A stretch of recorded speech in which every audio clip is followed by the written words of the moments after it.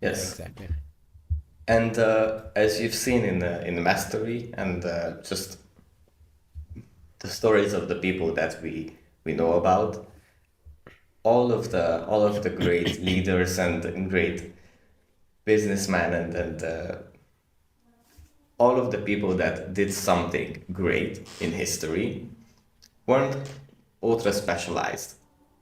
They Yeah. weren't okay from the start. Just this one thing.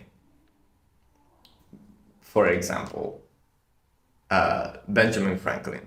He started out as a bookbinder, Yeah. if I'm not mistaken, and then traveled to London, continued the bookbinding business, and then he learned about human nature and that he's too naive to interact with people in a productive way, and everyone just used him.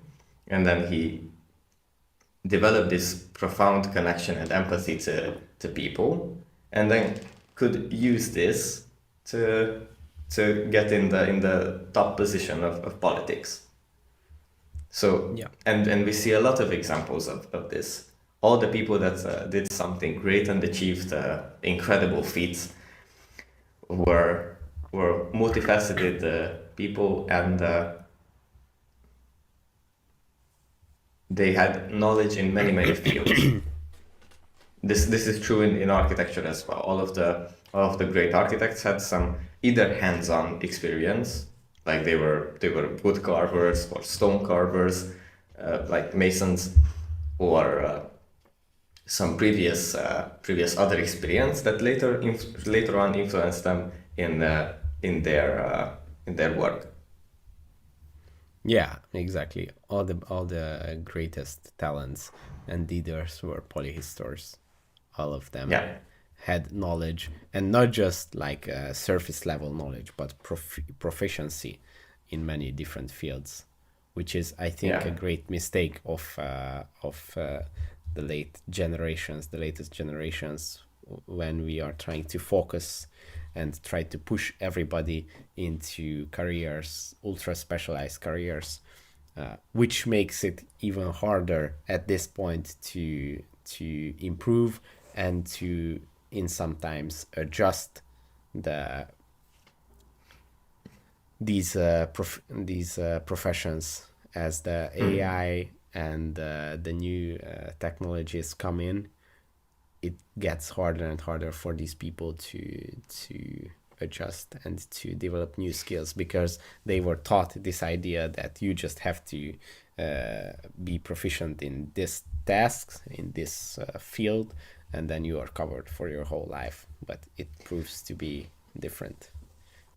I think that yes, I agree with you, but there are two kinds of ultra specialization in today's world. One which you are talking about, that okay, you learn this and you do this all your life. For example, an accountant, you learn this and you do this until you get pension and done. You have you're a one trick guy. But you can be ultra specialized in another way, which is also talked about in mastery, that you go into one field, you master that field, so to say, and then in that field you find something that interests you, and then you go in that direction, and then another direction, and another direction.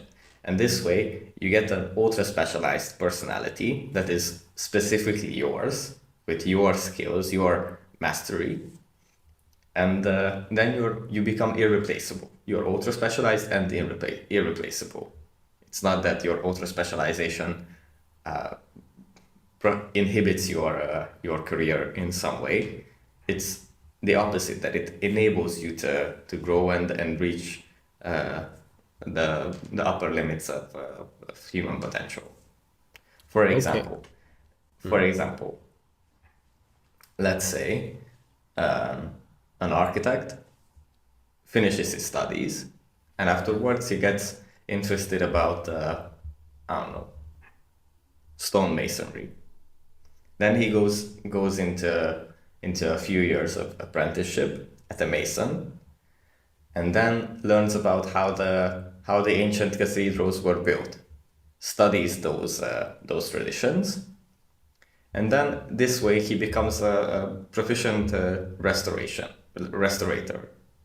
Yep. proficient in restorations, and he can get to the top of this field of restorations and just create a monopoly. This is not a very elaborate example, but still, I you see. see I the see point. what you're saying.